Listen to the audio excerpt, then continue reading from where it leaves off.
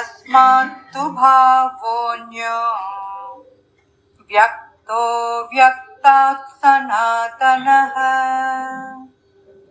యస సర్వేషు భూతేషు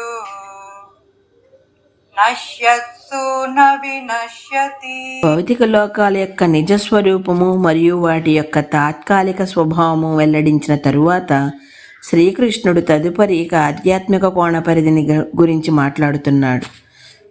అది భౌతిక శక్తి కన్నా అతీతమైనది మరియు అది భగవంతుని దివ్యయోగమాయ శక్తిచే సృష్టించబడినది. మిగతా అన్ని భౌతిక లోకాలు నాశనమైపోయినా అది మాత్రం వినాశనం చెందదు. అవ్యక్తోక్షర ఇత్యుక్తః తమాహు పరమాం గతిం యం ప్రాప్య న నివర్తంతే తద్ధామ పరమం మమ.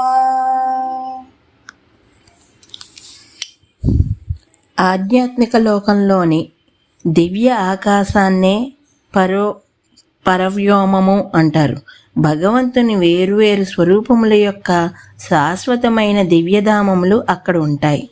ఉదాహరణకి గోలోకము శ్రీకృష్ణుని ధామము, సాకేత లోకము శ్రీరామచంద్రుని ధామము, వైకుంఠలోకము నారాయణ ధామము, శివలోకము సదాశివుని లోకము, దేవీలోకము దుర్గామాత ధామము మొదలగున్నవి. ఈ లోకాల్లో సర్వేశ్వరుడు తన దివ్యమంగళ స్వరూపంతో తన నిత్య పరివారముతో నిత్యము నివసిస్తూ ఉంటాడు. ఈ యొక్క భగవంతుని స్వరూపాలన్నీ ఒకదానికొకటి అభేదములే. ఇవి అన్నీ ఒకే భగవంతుణ్ణి వేరువేరు రూపాలు మాత్రమే.